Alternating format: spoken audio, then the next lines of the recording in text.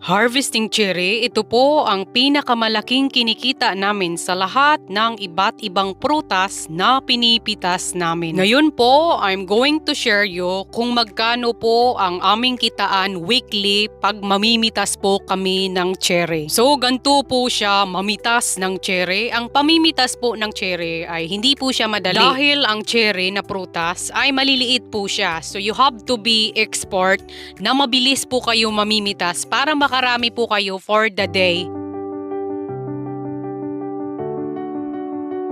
Ito po ang cherry bucket or log. Dito po kayo binabayaran pag makapuno po kayo ng isang log or isang basket. Ang binabayad po nila sa isang basket, mga 450 pesos pataas. Dahil depende po ito sa farm kung saan po kayo nagtatrabaho. Meron po mas mataas yung rates, meron din po mas maliit yung rates. Lahat ng prutas na pinipitas po namin ay contract. Meaning po, the more we pick is the more we earn. Kaya kailangan niyo po matutong mabilis mag-harvest para po makarami po kayo at mas malaki po ang kikitain niyo sa isang araw. So dito na po tayo sa sahod. Magkano po ang kinikita namin weekly pag mamimitas po kami ng cherry?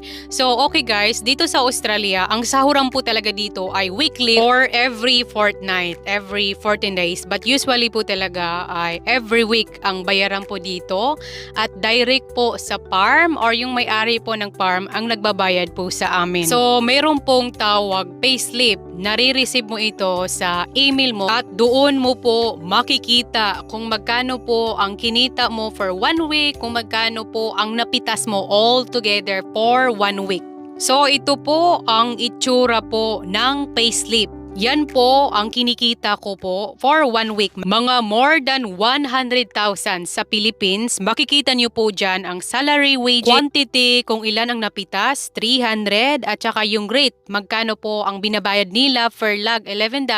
But this year po, tumaas po siya. Bawat sahod mo ay meron pong tax sa Australia. So ito po yung tax na kinuha nila sa amin. $992, almost $1,000. So, ang natira po sa amin ay net pay, mga $2,285. Yan na po ang linis naming kikitain for 1 week. Kuha na yung tax. So, instead 100,000 per week, ay mag-down po siya sa mga 85,000. Sa isang tao lang po to guys. Iba din po yung kinikita ng aking asawa. Marami pong information sa payslip nyo. Ito po ay rent deducted, $100 per week ang charge po nila. So, mura lang po siya. Ito po ang aming super. Bawat po kinikita namin ay meron po kaming 10%. So ano po yung super? Yung super po, ito po yung tinatawag para po sa amin retirement kung matatanda na po kami.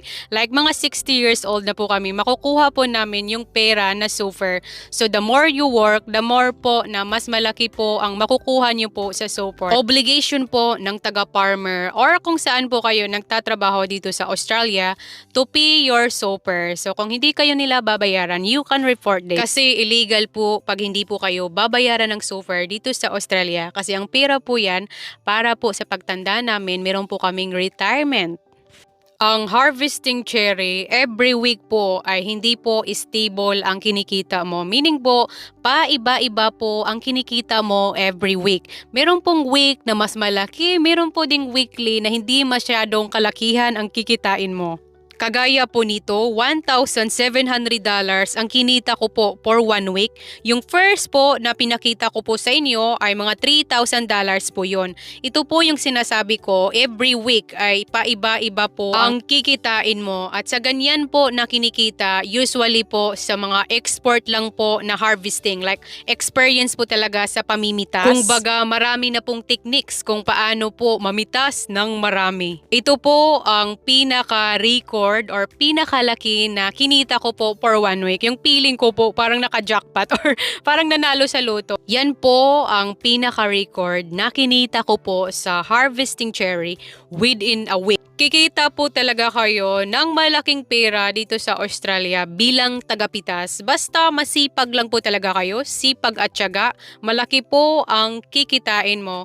And of course, malaki din po ang kukunin nilang tax. Harvesting cherry cherry, it doesn't last long. So mga 2 buwan lang po talaga ang harvesting cherry. How I wish it's all year around kasi maganda po ang kitaan ng harvesting cherry kumpara po sa iba't ibang prutas na pinipit. Kasi number 1 na po ang naka-advantage pag namimitas po kayo ng cherry. Hindi po siya masyadong mabigat sa inyong katawan kumpara po pag mamimitas kayo ng pears, apple, orange. I'm telling you guys, as experienced fruit picker, napakahirap po nilang pitasin dahil napakabigat po talaga sa inyong katawan. Lalot na po yung pears, grabe po talaga, mararamdaman nyo po ang sakit sa inyong katawan. All day namimitas, back and forth, keep climbing in the ladder. Grabe po talaga. Tapos yung kitaan mo, hindi po siya masyadong malaki kumpara po sa harvesting cherry. But of course, you still need to work. Kasi nga, like what I said, ang harvesting cherry ay hindi po siya all year around. Kailangan mo po magpatuloy ng harvesting para magpatuloy po ang ating kikitain. Harvesting orange, mandarin, or apple. Mahirap po silang pitasin, mabigat po sa ating katawan, at full time po talaga siya, like all day po kayo namimitas. Puhunan mo talaga ay katawan mo, sipag at tiyaga. Syempre, super worth it po siya pag sahura na po weekly. 1,330 for 1 week ang kikitain po pag mamimitas po kayo ng mandarin. The same po, makakatanggap pa rin po kayo ng payslip at makikita nyo po yung quantity at saka yung rate. Similar din po yung kitaan ng harvesting apple sa harvesting mandarin or pears. And ilang oras po kami nagtatrabaho sa isang araw, at least more than 8 hours a day. And usually po, within a week, mga 5 to 6 days, magtrabaho po kayo. Unless po uulan, wala pong trabaho sa farm. And balik po tayo sa harvesting cherry. This is the reason po bakit favorite ko pong pinipitas ang harvesting cherry. Kasi parang dream harvesting po siya sa mga tagapitas. Pag namimitas po kami ng cherry, hindi po siya mabigat. Plus, malaki po ang kikitain nyo and you don't need to work more than 8 hours a day. Dahil pag mamimitas po kami ng cherry, usually po mga 5 to 6 hours. Kasi ang harvesting cherry ay napakasilan po. Pag napakain, we have to stop working dahil natatanggal na po yung steam. Bawal po kasi matanggal yung steam. That's why kung napapansin nyo po, pag namimitas kami ng cherry, we have to harvest with steam dahil madali po mabulok yung cherry without steam. So, yan din po ang rules pag namimitas kayo ng cherry, you have to harvest with steam. And that's all for today's video. Sana marami po kayong natutunan. Maraming salamat. Bye!